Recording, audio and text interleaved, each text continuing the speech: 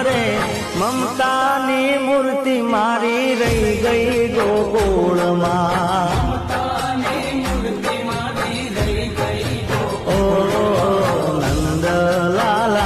માતા યશોદાજી સાંભરે